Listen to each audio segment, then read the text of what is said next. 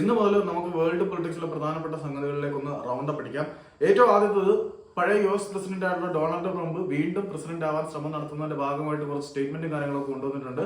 American president ആയിരുന്ന John F കെന്നഡിയെ വകവരുത്തിയതിന് പിന്നിൽ അമേരിക്കയുടെ ചാരസംഘടനയായ CIA ആണ്, കെന്നഡിയെ കൊന്നത് CIA ആണ് എന്ന് പുള്ളി പറയുന്നുണ്ട്. അതുപോലെ ഹിസ്ബുള്ളയുടെ ലീഡറായിട്ടുള്ള നസ്രള്ള പറയുന്നത് ഞങ്ങൾ ഇസ്രായേലിനെ പരാജയപ്പെടുത്താൻ പോവുകയാണ്, ഞങ്ങൾക്ക് വളരെ വലിയ വിജയം വരാൻ പോവുകയാണെന്ന് പുള്ളി പറഞ്ഞിട്ടുണ്ട്. അതിനോടൊപ്പം തന്നെ ഇറാൻ ഒഫീഷ്യൽ ഭീഷണി വന്നിട്ടുണ്ട്. ഇത്തവണ ഞങ്ങൾക്ക് സാധ്യമായിട്ടുള്ള എല്ലാ മാർഗങ്ങളും ഇസ്രായേലിനെ ഇല്ലാതാക്കാൻ ഉപയോഗിക്കുമെന്ന് ഇറാന്റെ ഭാഗത്തു നിന്ന് ത്രെട്ട് വന്നിട്ടുണ്ട്.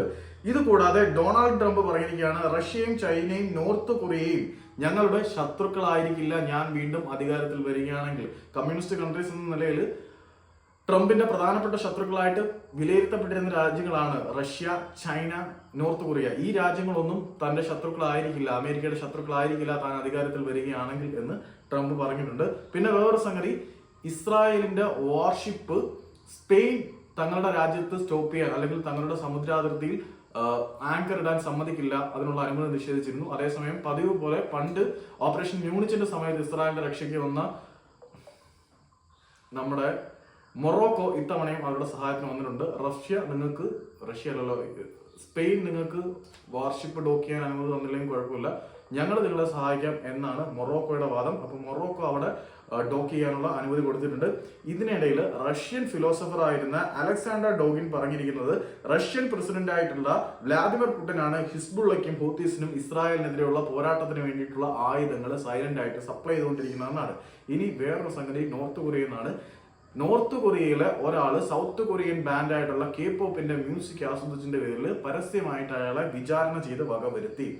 ഇനി സ്പെയിൻ സൗത്ത് ആഫ്രിക്കയോട് റിക്വസ്റ്റ് ചെയ്തിരിക്കുകയാണ്, ഇസ്രായേൽ നടത്തിക്കൊണ്ടിരിക്കുന്നത് വംശഹത്യയായിട്ട് പ്രഖ്യാപിക്കണം, അതായത് നിങ്ങളും നമ്മളെ പോലെ തന്നെ ഇതൊരു വംശഹത്യയായിട്ട് പ്രഖ്യാപിച്ച് അവർക്കെതിരെ ഉപരോധങ്ങൾ ഏർപ്പെടുത്തണം എന്ന് പറയുന്നുണ്ട്. ഇസ്രായേലി മീഡിയ അതിന്റെ ഇടയിൽ വേറൊരു സാധനം കൊണ്ട് വന്നിട്ടുണ്ട്. ഈജിപ്ഷ്യൻ ആർമി 160-ലേറെ ടാങ്കുകൾ 140-ലേറെ കോമ്പാക്ട് വെഹിക്കിളുമായിട്ട് റാഫ അതിർത്തിയിൽ കാത്തു നിൽക്കുന്നുണ്ട്. ഈജിപ്റ്റ് യുദ്ധത്തിന് ഇറങ്ങിയിട്ടുണ്ട് എന്ന് ഇസ്രായേൽ മീഡിയ ക്ലെയിം ചെയ്യുന്നുണ്ട്. അതേസമയം മാൽദീവ്സിൽ നിന്ന് വരുന്ന പ്രധാനപ്പെട്ട അപ്ഡേറ്റ് എന്താണെന്ന് വെച്ചാൽ, മാൽദീവ്സിന്റെ മിനിസ്റ്റർ ആയിരുന്ന ഫാത്തിമ ഷംസ അലി അവര് ഇപ്പം സസ്പെൻഡ് ചെയ്യപ്പെട്ടിരിക്കുകയാണ്. എന്തിനാണ്? പ്രസിഡന്റായ മുഹമ്മദ് മിസുവിനെതിരെ കൂടോത്രം ചെയ്തതിന്, ബ്ലാക്ക് മാജിക് ചെയ്തതിന് മുഹമ്മദ് മിസു എന്ന പ്രസിഡന്റിനെതിരെ അവിടുത്തെ മന്ത്രിയായ ഫാത്തിമ ഷംസ് അലി ബ്ലാക്ക് മാജിക് പ്രയോഗിച്ചു എന്ന് പറഞ്ഞിട്ട് അവർക്കെതിരെ പ്രശ്നങ്ങൾ വന്നിരിക്കുകയാണ്. ഇനി ഡൊണാൾഡ് ട്രംപ് പറഞ്ഞിരിക്കുന്നത് ലോകം 3ാം ലോകമഹായുദ്ധത്തിന്റെ വക്കിലെത്തി നിൽക്കുകയാണ്, പ്രശ്നങ്ങൾ കൈവിട്ടു പോകുന്നു എന്നാണ് പുള്ളി പറഞ്ഞിരിക്കുന്നത്. ഇതിനിടെ തുർക്കി മണി ലോണ്ടറിംഗ് ലിഡ്സിൽ നിന്നൊക്കെ റിമൂവ് ആയി മാറുന്ന കാഴ്ചയെ നമ്മൾ കണ്ടിട്ടുണ്ട്. US പ്രസിഡന്റ് ബൈഡൻ പറയുന്നത് ഇനിയെങ്ങാനും ട്രംപ് അധികാരത്തിൽ വന്നു കഴിഞ്ഞാൽ 3ാം ലോകമഹായുദ്ധം വരും എന്ന കാര്യത്തിൽ യാതൊരു സംശയമില്ല. അതിനിടയിൽ നെതന്യാഹു പറഞ്ഞിരിക്കുന്നത് മിഡിൽ ഈസ്റ്റിലെ പ്രശ്നങ്ങൾക്കുള്ള കാരണം ഇറാനാണ്, ഇറാൻ മിഡിൽ ഈസ്റ്റ് മുഴുവൻ പിടിച്ചെടുക്കാനുള്ള തീരുമാനത്തിലാണ്, മറ്റുള്ളവർ അവരുടെ ട്രാപ്പിൽ വീഴുകയാണെന്നാണ് നെതന്യാഹു പറയുന്നത്. അതിനോടൊപ്പം നെതന്യാഹു ഇറാനെ ഇല്ലാതാക്കാനുള്ള നീക്കങ്ങളിലേക്ക് തിരിയും എന്ന തരത്തിലും പറയുന്നുണ്ട്. ഡൊണാൾഡ് ട്രംപ് പറയുന്നത് ഇസ്രായേൽ അവരുടെ ജോലി തീർക്കും എന്നാണ് പറയുന്നത്. പിന്നെ ഏറ്റവും പ്രധാനപ്പെട്ടത്, നെതന്യാഹുവിന്റെ വസതിക്കടുത്ത് നിന്ന് പുതിയൊരു ബോംബ് കണ്ടെത്തിയിട്ടുണ്ട്.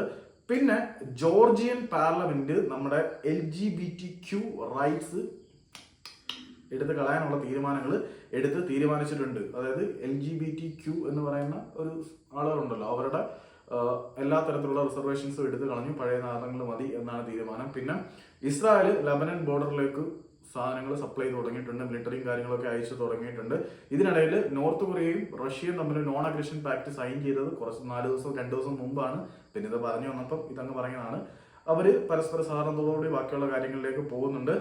പിന്നെ ലബനനിൽ നിന്ന് ഇസ്രായേലും ജർമ്മനിയും സ്വിറ്റ്സർലൻഡും തങ്ങളുടെ പൗരന്മാരെ എല്ലാം തിരിച്ചു വിളിച്ചിട്ടുണ്ട്. അപ്പം യമനിലെ ഹൂത്തികളും യുദ്ധത്തിലേക്ക് ഇറങ്ങിയിട്ടുണ്ട് എന്ന് പറയുന്നതായിരിക്കും ശരി. അതിനിടയിൽ വെച്ചിട്ട് ഇസ്രായേൽ പ്രൊപ്പഗണ്ട ബലൂൺസ് ലബനനിലേക്ക് അയച്ചു തുടങ്ങിയിട്ടുണ്ട് എന്നുള്ളതാണ് ഇതിനകത്ത് ഏറ്റവും ഭയപ്പെടുത്തുന്ന കാര്യങ്ങളിൽ ഒന്ന്. അപ്പം ഒരുപാട് കാര്യങ്ങൾ മിസ്സായിട്ടുണ്ട്, ഇനി പഴയതിലേക്ക് പോകേണ്ടി വരും. അപ്പൊ ഇന്ന് മുതൽ നാളെയും ഇമ്പോർട്ടന്റ് അപ്ഡേറ്റ്സ് ഇങ്ങനെ ജസ്റ്റ് ക്യാപ്സ്യൂലായിട്ട് ഷെയർ ചെയ്യാം.